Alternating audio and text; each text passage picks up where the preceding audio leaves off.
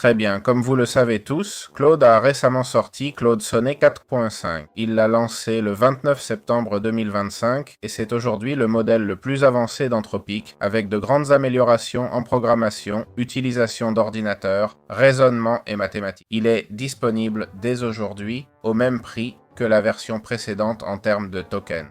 Je voulais en parler car on commence à voir des progrès plus significatifs en IA. Avant, il y avait des idées, des améliorations, mais dans la pratique, le changement n'était pas toujours évident. Et c'est vrai que Sonnet 4.0 a été un grand changement. Sonnet 3.7 l'était aussi, et j'avais envie de parler du 4. Pour le 4.5, comme pour le 4.1, je n'ai rien dit, ok? Mais c'est vrai que quand on voit de grands changements, on a envie d'en parler, de les voir ici et de voir comment ça peut nous aider et tout ça. Donc à ce jour, c'est le meilleur modèle pour programmer et construire des agents complexes, surpassant tous les concurrents dans les benchmarks, comme on le voit dans le SW Bench Verified. Il peut maintenir sa concentration sur des tâches complexes pendant plus de 30 heures, de nouvelles fonctions dans Claude comme par exemple des points de contrôle pour sauvegarder et revenir en arrière. On a une interface de terminal rénovée, une extension native pour VS Code, pour programmer tout en utilisant VS Code. Il y a aussi une extension très intéressante pour Chrome, où comme on le voit, on peut écrire un mail ou autre chose avec l'outil à droite. Donc vraiment, c'est très bien conçu pour ne pas avoir besoin d'une fenêtre spécifique Claude et pouvoir ouvrir directement le chat. Il dispose d'un éditeur de texte et d'outils de mémoire pour les tâches plus longues, d'exécution de code, de création de fichiers, tableurs, documents, présentations, etc. N'est-ce pas?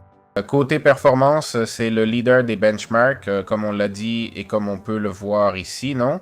En termes d'agent coding, il est 72% au-dessus des autres. Et pour le test time, en calcul en temps réel, il a 82% sur terminal, 50% ailleurs. Donc globalement, on voit qu'il surpasse tous les autres. En gras, on voit exactement les meilleurs. On remarque que GPT-3 gagne peut-être en raisonnement visuel, ok? Mais Claude excelle en programmation, ce qui compte le plus. Il a un meilleur raisonnement et des connaissances pointues en finance, droit, médecine et STEM.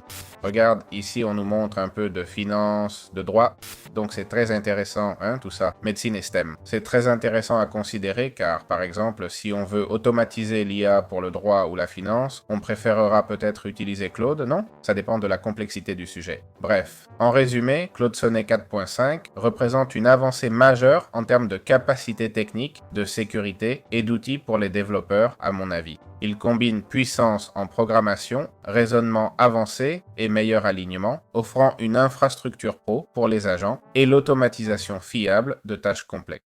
Donc, un grand bond en avant. On voit que l'intelligence artificielle progresse de plus en plus. Et sur ce, je termine mon commentaire sur Claude.